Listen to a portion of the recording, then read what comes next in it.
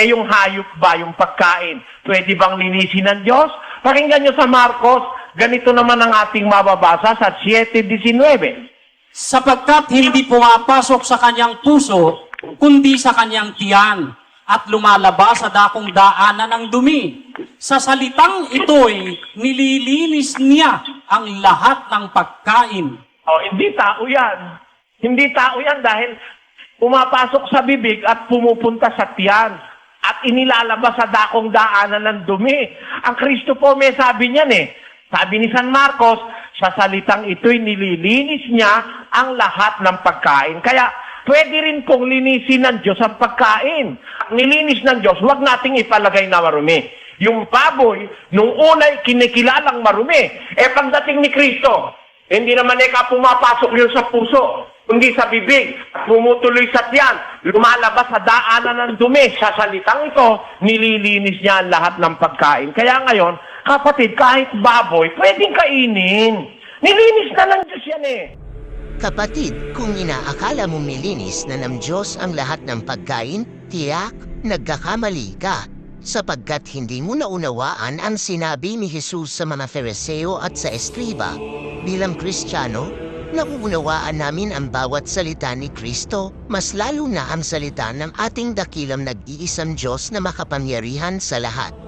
Maraming mga pastor ang hindi nakaunawa sa talatang ito. Ito ang katotohanan. Ang mga Fariseo at mga Eskriba ay may sinusunod sa kanilang batas patungkol sa mga paglilinis at naniniwala sa mga salit-saling sabi ng mga matatanda. Hindi sila kumakain ng hindi naghuhugas ng mga kamay. Ganon din ang mga Hudyo, hindi ang mga pagkaing hayop ang kanilang pinagtalunan dito, kundi ang tinapay at ang mga kamay na marurumi.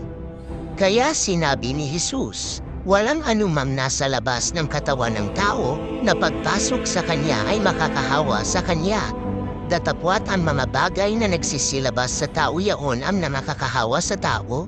Ito ang mga patalinhaga na sinabi ni Jesus sa mga Hudyo, at sinabi pa niya, sapagkat hindi pumapasok sa kanyang puso, kundi sa kanyang tiyan at lumalabas sa dakong daanan ng dumi. Sa salitang ito ay nililinis niya ang lahat ng pagkain. Ito ang ating iintindihin mga kapatid, kung ano ang ibig sabihin sa talinghagang salita na sinabi ni Jesus sa mga Hudyo. Sa salitang ito ay nililinis niya ang lahat ng pagkain, hindi ang mga karumal-dumal na hayop ang tinutukoy ni Jesus, kundi ang tiyan. Ang tiyan ang naglilinis sa lahat ng pagkain kahit marumi ang kamay. Walang hayop ang pinag-usapang pagkain dito, kundi ang tinapay. Ginamit niya ang Marcos Kapitulo 7 versikulo 19 upang mahirap intindihin na yon. Gagamitin natin ang ilan sa mga nakasulat sa talatang Marcos at itutuloy natin sa mga talatang nakasulat sa Mateo upang mas madaling maintindihan ng mga hentil, sapagkat ganun din ang mga itinuturo sa kanilang mga relihiyon upang mas lalong maiintindihan at mauunawaan ating babasahin ang buong pangyayari. Nang maggagayoy nagsilapit kay Jesus na mula sa Jerusalem ang mga Fariseo at ang mga Eskriba na nagsisipagsabi.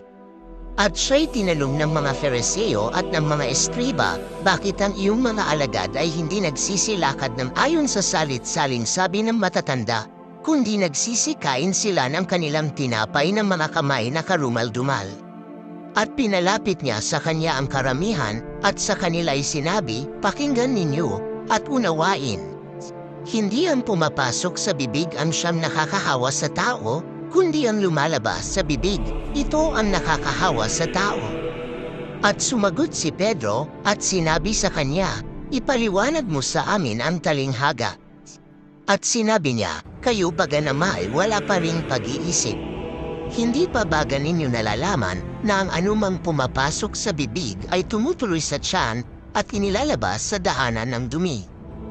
Datapwat ang mga bagay na lumalabas sa bibig ay sa puso nang gagaling at siyang na nakakahawa sa tao. Sapagkat sa puso nang gagaling ang masasamang pag-iisip, mga pagpatay, mga pangangalunya, pakikiapid, mga pagnanakaw, mga pagsaksi sa di katotohanan, mga pamungsong. Ito ang mga bagay na nakakahawa sa tao, datapwat ang kumain hindi maghugas ng mga kamay ay hindi makakahawa sa tao. Kaya mga kapatid, gusto ko sanang ipagpatuloy pa ito upang mas lalo ninyong maunawaan ang lahat. Alam kong hindi ninyo unawain ito, sapagkat ayaw ninyong tanggapin ang may makapangyarihang salita ni Jesus at ang mga kautusan ng Diyos. Sana isipin ninyong mabuti, kailangan natin ang kaligtasan, hindi ang kamatayan.